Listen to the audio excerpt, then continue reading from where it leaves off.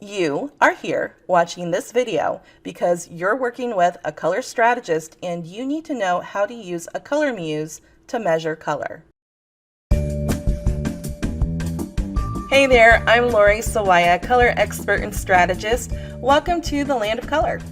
In this video, I'm going to show you how to use a color muse, and this is a color muse right here. This one says Camp Chroma on the side, and it has my logo on the end because I have it specially branded for use in my online color training program called Camp Chroma. The device you get from Amazon is going to say Color Muse on the side. It's not going to say Camp Chroma, but this is what the device looks like. I'm going to show you how to use the Color Muse to measure any paint color, fabric, flooring sample, countertop, cabinet. Really, for any surface, the steps are going to be the same. The reason why you need to measure something with a color muse is because the color strategist that you're working with, whether it's me or one of the color professionals that I've trained, will use the color data values that the color muse captures to develop your custom design plan. Let's go to a few slides so I can briefly explain how all of this works. All paint and material colors for carpet, textiles, countertops, flooring, cabinetry, rugs, everything that is manufactured, the color for those materials is born in theoretical color space first. In other words, colors are a kind of digital code before they're anything else. That code is used to create a recipe to make the color. For example, that digital code is used to develop the formula for a paint color using a set of colorants and a specific paint base. The code is like a color's DNA, and we can use a color muse to measure a color, any color, and capture that original DNA information. A trained color strategist knows how to analyze that data and determine a whole host of important things about a color, like what hue family it belongs to. Color strategists are different from regular color consultants because we don't guess about a color's attributes, like hue family.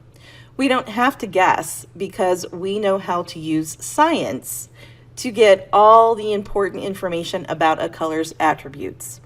Our approach to color is fast, easy, accurate, and most importantly, it's evidence-based. When we know the hue families for all the fixed finishes and important elements included in your design plan, we use that information as a jumping off point to create a color palette. The resulting color palettes created using this evidence-based approach have a natural sense of harmony.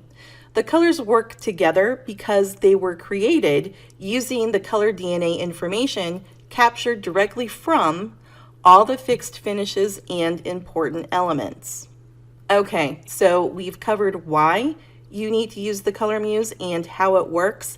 Next, let's talk about what you're going to do with it. The first thing you need to do is to buy a color muse if you don't already have one. I have a link right below this video. It's my Amazon affiliate link. If you have Prime and you order early enough, you can get it the same day. The other thing you need to do is download the Color Muse app.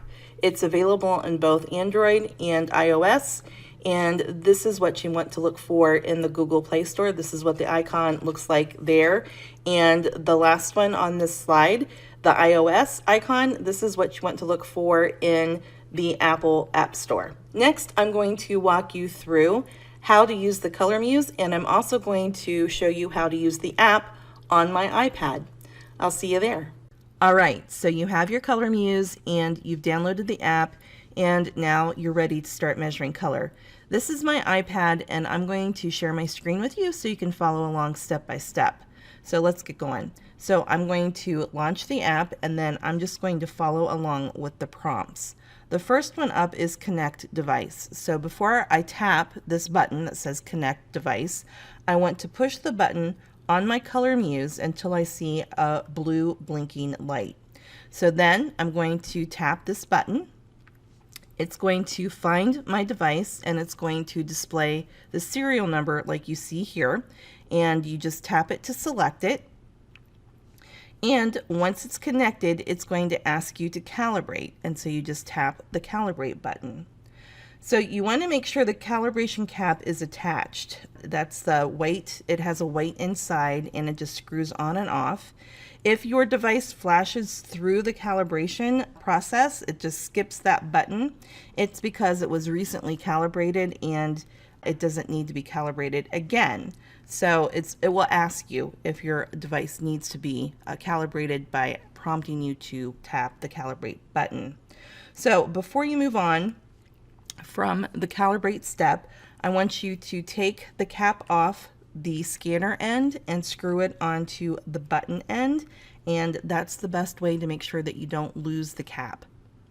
Okay, now that we're all connected and our device is ready to go, we want to check the settings. So we're going to tap on the hamburger in the upper left-hand corner, and we're going to choose settings, and we're going to scroll down just a little bit until you see standard illuminant and standard observer.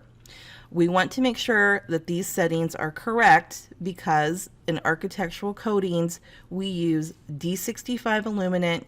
Standard observer is 2 degrees. So we can see that the standard illuminant is D65. If I'm going to tap on it so you can just see what it looks like.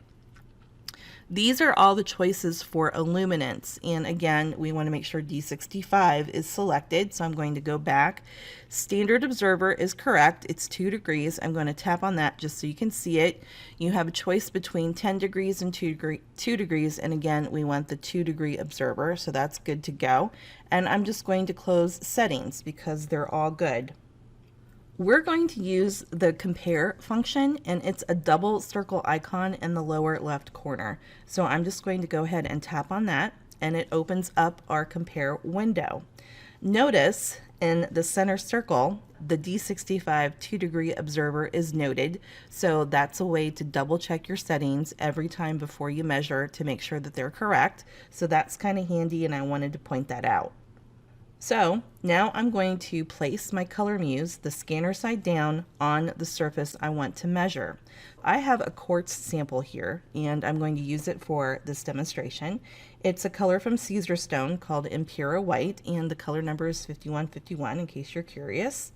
And we need to be strategic about where we place the Color Muse. The idea is to target the dominant colors in whatever you're measuring. In this case, with the Impura White quartz, there's a big area of white. White is the dominant color in this quartz, and I want to capture that white because I want the data values for that color. I'm going to go ahead and tap Scan Standard. The top half of the circle changes to the color measured, and its LEB values display below. And that's really good. I'm happy with this scan. Next, I need to move my Color Muse to another area of the quartz. I'll be honest with you, it can be a little tricky placing your Color Muse, especially if there are small areas of color like we have here with Impura White, because there's a pattern of gray veining and those veins are really skinny. It's not a huge deal, it's just a process of moving the Color Muse around to get it placed over the target area you want to capture. So I've moved my Color Muse over an area of gray, over one of those skinny areas of gray in the quartz, and this time I'm going to tap Scan Sample. And the color scanned is going to show up on the other half of the circle. Okay, I'm really happy with these two colors. I don't know if you can tell on your monitor or not, but these are definitely two different colors, a different color on the top and a different color on the bottom. And of course, if I wanted to, I could keep on going and scan more colors, but it's really important to take a screenshot at this point so we can save the two colors that we just scanned. So take that screenshot and put it in a file folder or just add it to an email so you can stay organized. I would suggest that you take all of the scans for the quartz sample like we're doing in this example and put them all in one email and then go ahead and send that off to your color strategist. Follow this process for all of the elements that you have to measure, whether it's flooring, a rug, an upholstered piece, a piece of tile, or whatever, the process is going to be the same.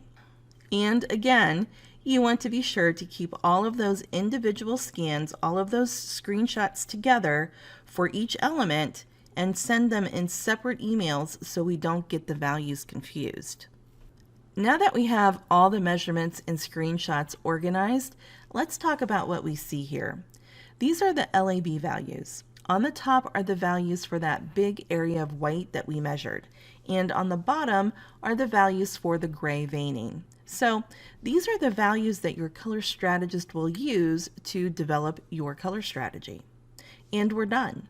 That's all there is to it, you guys. It's just that simple.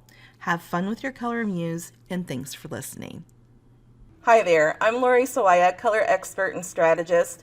And in this video, I'm going to show you how to use a Color Muse to measure any paint color, fabric, sample, textile. Fabric and textiles are the same thing. Oh gosh.